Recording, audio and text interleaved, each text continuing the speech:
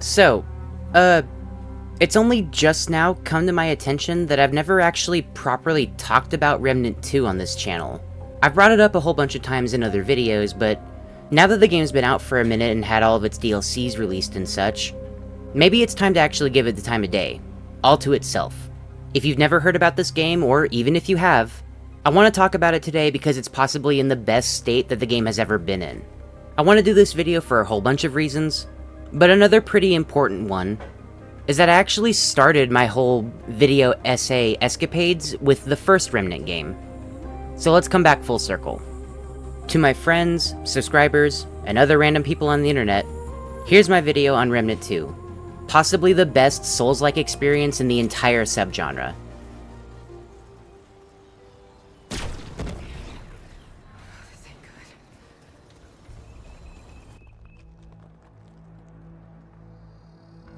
Trying to properly sum up what Remnant 2 is almost always a really difficult prospect. If you didn't know any better, the game is basically trying to do like 17 things at once, and you would think that would make for a really unfocused experience. But truthfully, the game is very, very tightly designed. With all that being said, what even is Remnant 2? Well, if you don't have Starlink as your internet service provider, Remnant 2 is a third-person shooter made by Gunfire Games. Many of its mechanics fall vaguely into the line of Soulslike.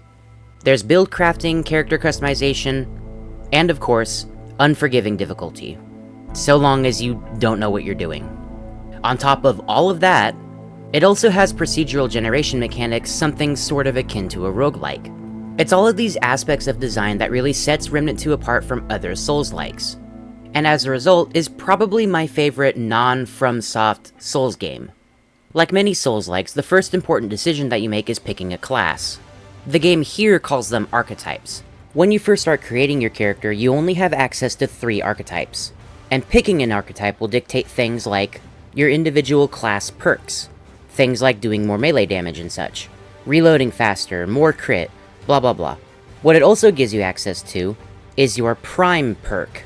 This is a widely class-defining perk for the archetype, and it's going to largely determine your playstyle, at least in many cases. If you pick the Challenger, for example, you're able to revive for free without anybody needing to help you. It's on a 10-minute cooldown, or otherwise you can rest to remove the cooldown. Obviously very good for survivability, and see, that's sort of how the Challenger archetype rolls. It's a survivability trait for the survivability class. If you're worried about sticking with an archetype for too long, or maybe worried that it's a permanent decision, there's no need to worry there. For one, even though you start with a set of equipment depending on what archetype you pick, all of the starting equipment can be immediately purchased by one of the NPCs, which is nice. But on top of that, you also have the ability to freely swap between any archetype that you currently have unlocked. And unlocking a new archetype will carry over for your entire account, so if you want to, you can start the game with all of that equipment and the archetype immediately just to do whatever you want with. We'll talk about archetypes more here in a little bit, but for now, what's the main gameplay like?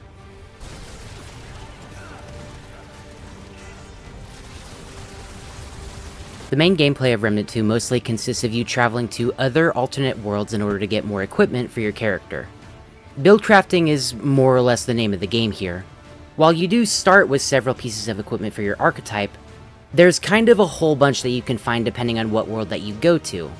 This is also where the procedural generation mechanics start to implement themselves. See, whenever you actually start playing Remnant 2, after the whole intro bit, you immediately start to go into a different world. What world you go into is going to be largely determined on just your playthrough. If, say, you're comparing your playthrough with your friend or something, there's a pretty high likelihood that you just go to an entirely different world than somebody else. If you're ever worried about missing an item or anything, then just don't. There's plenty of opportunities to find new stuff, both with going to a new world just in and of itself, but there are several ways to actually replay the worlds that you go to. Discovering items and equipment and all the other good stuff, those are sort of locked to which world you go to. Every item has a theme, basically. If you go to the sci-fi world, you're going to see a bunch of laser guns and stuff, and you might even have the option to pick one up if you find one. And obviously you wouldn't find that in a forest or whatever.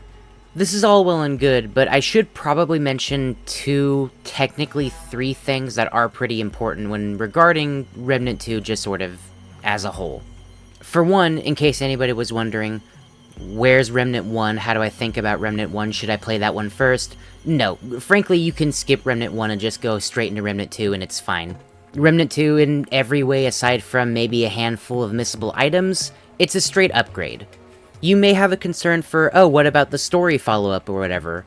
And see, that's another thing. The other thing, you could say. The story in the Remnant games is never all that important.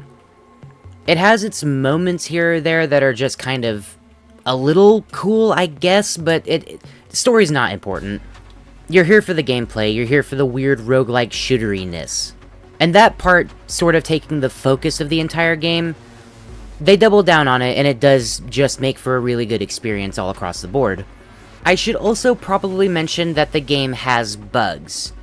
Now, you might have a couple of reactions to me saying that, and truthfully, I don't want to over or undersell just how buggy the game is, so I'll just keep it straight. There are bugs in Remnant 2.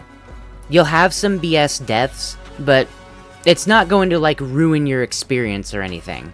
Theoretically, it shouldn't anyway. It does sort of feel like a kick in the teeth whenever you're picking an archetype like the Challenger, for example, and their whole Die Hard perk just doesn't work because the game didn't feel like it. It invalidates the perk completely, and yeah, that's just really, really lame. But like I said, it's not a game-ruining issue. It's stuff that needs to be ironed out still. It should have been ironed out already, but fine, whatever. Again, not a big deal. Let's go ahead and wrap back around to gameplay. One of my favorite understated aspects about the game is just the genre that it inhabits. And I'm not talking about the Soulslike or roguelike stuff. No, specifically, it's the fact that this game is a third-person shooter, Soulslike, roguelike, whatever. The shooter part in that is important, because it means that the game is inherently pretty intuitive. If you aim with right-click and then shoot with left-click, then you know how to fire your weapon. If you left-click without aiming, you melee, and spacebar does a dodge roll. The only other real important thing to note here is that your archetypes come with their own skills that they can use as well. Say if you're picking Challenger again, for example, you can equip a skill to make it to where you can turn on a Berserk mode, or a defense-based Juggernaut mode, or Stomp, which is a conal wave-based attack. All of these skills change based on what archetype you equip. And actually, while we're talking about archetypes again, what's really cool is that whenever you get probably a couple hours through the game, you'll have the ability to equip 2 archetypes at once, making your own completely custom class. If you wanted a ridiculously good support-based build, you can do Medic and Alchemist, for example. Maybe you want to go Summoner Medic to keep your summons alive. If you want auto-aiming turrets and still want your summons, you can do Engineer and Summoner.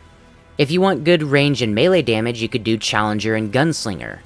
The point is, there's a lot of combinations, and I can go on and on for how specific builds could potentially go by talking about them. Just know, there are a lot of archetypes.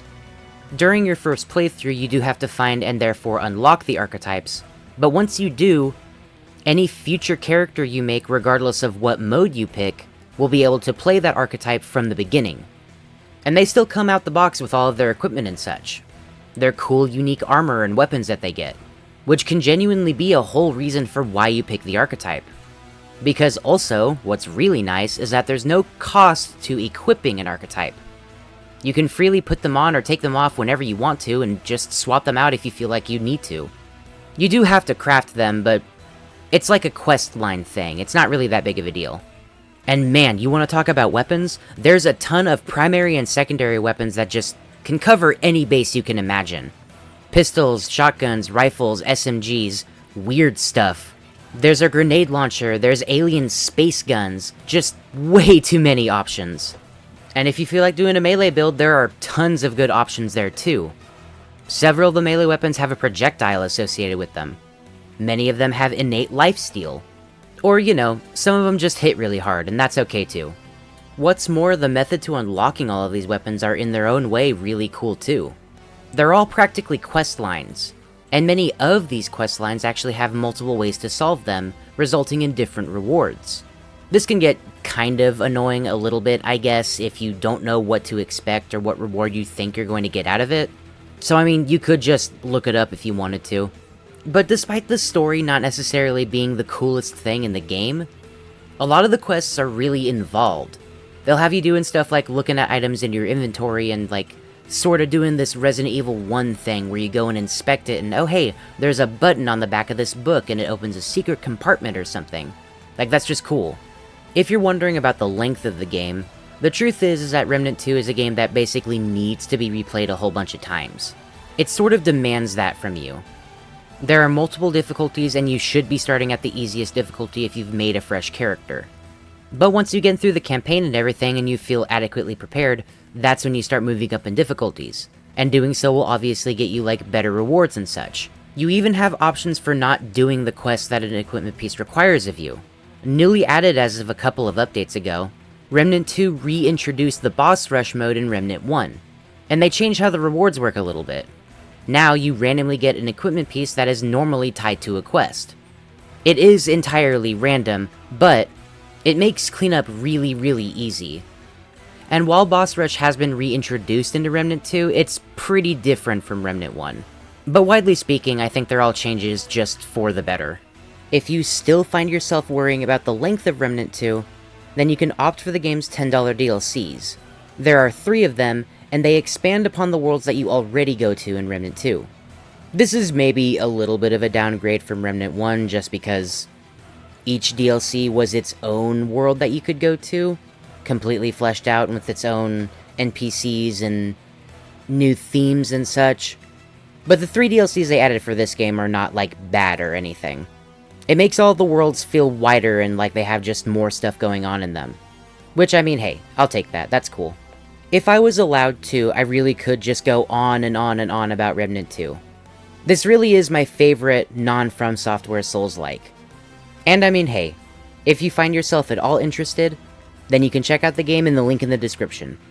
The very last thing I can say before we properly close out this video is just one little itty-bitty tip for you. If you plan on playing Remnant 2, do not go in with a plan if this is your first time playing it. Just experience the game, find stuff that you think is cool, build into that if you can, and just, even if not that, then feel free to hybridize. I promise you'll find something interesting. Like, no, really, if nothing else, Remnant certainly gives you options. And that's putting it lightly. But, with all that being said, if you enjoyed the video, then go ahead and like and subscribe. I upload every Friday covering just about all kinds of stuff video game related. Reviews, retrospectives, general game discussion, whatever I find interesting. If you're looking for people to play with, or you want to talk about new video topics, or discuss things that I brought up in a previous video, then you can go ahead and join the Discord. And I have a Patreon too if that tickles your fancy. Joining for $1 a month will let me read your name out loud at the end of these videos, and give you exclusive access to sneak peeks that I make for future videos. If you don't feel like doing any of that, then, as always, I simply appreciate you for watching. I hope you enjoyed, and have a good day, everybody.